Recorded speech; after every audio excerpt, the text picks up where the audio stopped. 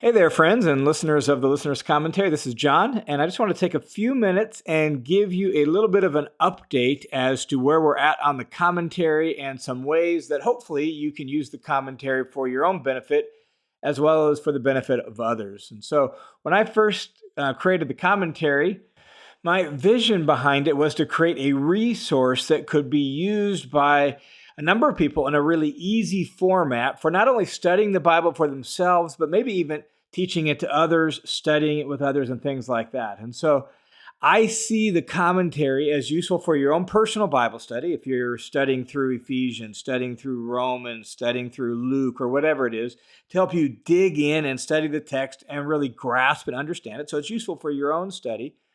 But I also think it's useful for discipleship, disciple making, for studying it, for example, with friends. If there's a group of you, even if you don't live in the same town, you could pick a book you want to read through and study through together, and then text insights from both the commentary and the passage as you study it together. And you can sort of have a collaborative Bible study. Or you could study it with friends locally, where this week we're going to be in, for example, Luke chapter whatever, and then you all read through that chapter, listen to the commentary, and then get together one day and just talk about what you're learning and how it's helping you grow as a disciple of Jesus. So studying it with friends, studying in a small group, or maybe there's somebody that you're a little further down the discipleship path than they are. They're a younger or newer Christian, and you want to study the Bible with them. The commentary is useful for that, where let's read through the book of Philippians together and use this resource to help you learn it and understand it. And then we'll meet together and we'll talk about that as well as about your life and your own faithful following of Jesus. So I see the commentary is useful for discipleship and disciple making, as well as it's proven to be. This was something I hadn't really totally thought much about beforehand, but it's proven to be very useful for pastors and teachers in their lesson prep or their sermon prep. I hear from pastors all the time how they listen to it almost every week as a way of studying a particular book that they're preaching on or they're going to be preaching on. And so that's really the heart behind the commentary, is just a easy to use, easy to access resource to help you dig in, study the Bible for your own growth, as well as to help other people grow as well. In fact, I got an email here recently from a friend of mine named Sean. He lives on the East Coast. I haven't seen him in years. I knew him years ago, but he is using the commentary as well as some other resources for his own prep. He's heavily involved in his church. So he sent me this email. I just wanted to share a little bit of it with you. It says, John, I wanted to share with you a small testimony. I used the listener's commentary to write 8 lessons on Matthew 5 through 7, the Sermon on the Mount. And when I began preparing these lessons, I believed that Jesus preached this sermon to show how imperfect we really are, that holiness and righteousness was so far out of our reach that the only solution was to rely on His grace and His righteousness. I would always read those chapters and feel completely inadequate. No matter what I did, I would never live up to this standard. My conclusion was that I am simply a sinner. Studying the Sermon on the Mount in detail with the listener's commentary, I came to understand that while everything I thought about it was true to a certain extent, I had completely missed the point. Salt is salty because it's made of salt. Light illuminates because that's just what light does. What Christians are and what they do are natural and come from a changed life that's under construction by the Holy Spirit from the inside out.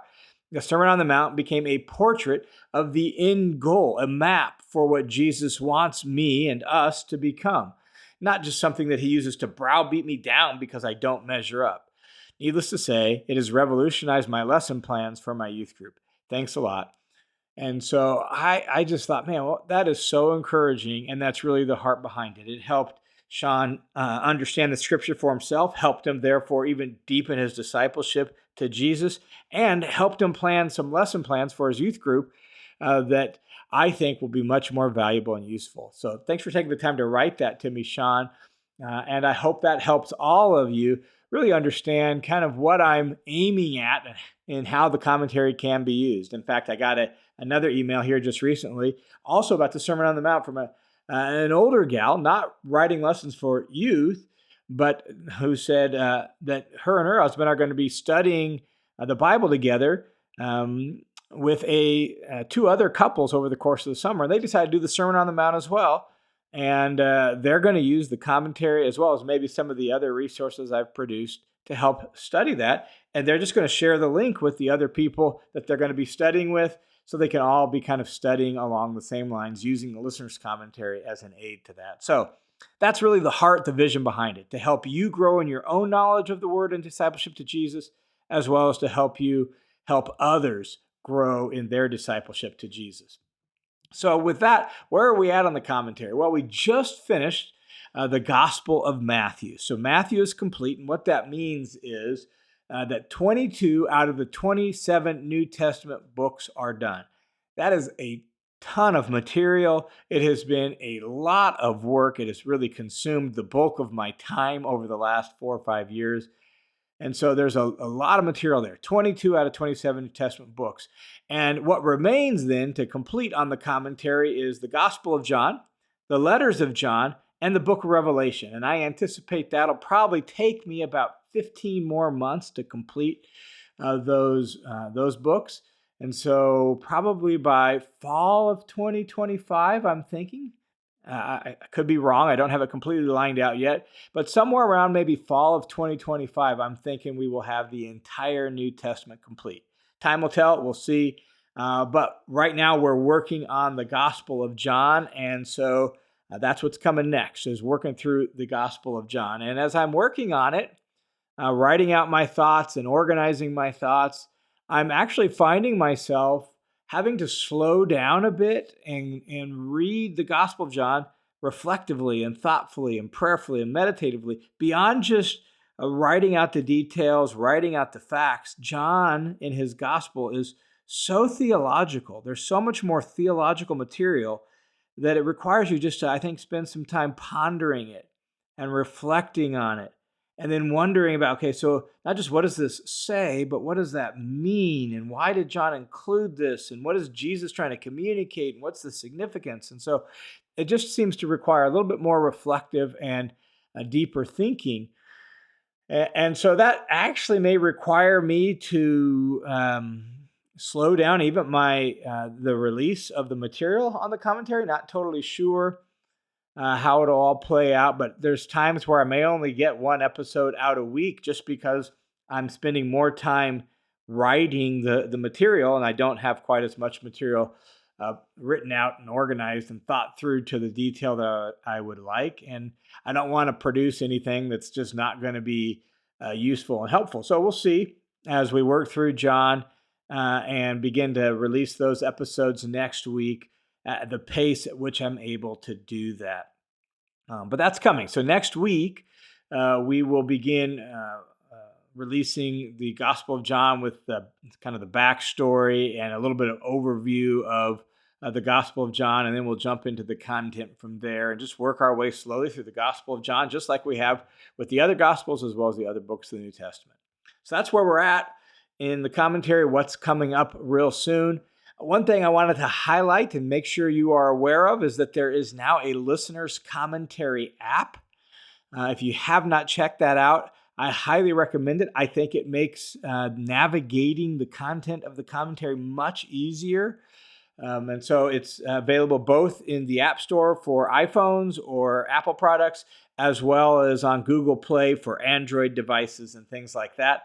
And you can just go and search for the listener's commentary in whatever app store you use and find it there. The beauty of it is, rather than having to scroll through an entire podcast feed on Spotify or Apple Podcast or wherever you listen to your podcasts, and it's like, okay, I want to study through Ephesians, and it's like you're scrolling back 2 or 3 years. Where in the world is that? And then it doesn't save your location. The beauty of the app is you have the whole feed if you want it, but you can click a little icon that looks like a book, and it's the library, and it allows you to listen by book. So it has all the books in there that are completed, easy to just click, and boom, there's Ephesians, and it's got all the episodes for Ephesians. It'll save your location.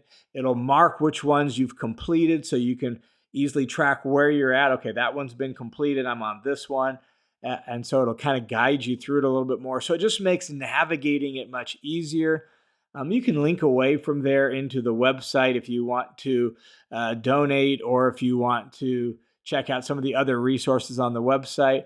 But just for navigating and listening, it's a whole lot easier than a podcast feed. So that's the app. And that is completely free, available on the App Store and Google Play. I encourage you to check that out, download that. We've already updated it a time or two to work out a couple bugs. If you have any problems with the app, shoot me an email, let me know. I am learning quite quickly that apps are notoriously wonky and really require quite a bit of maintenance. And thankfully, by the grace of God, He's provided a couple generous people who have a heart for the kingdom and who are helping me manage and maintain this app. And I'm really grateful for that and for those two people. And so check out the app if that sounds helpful to you.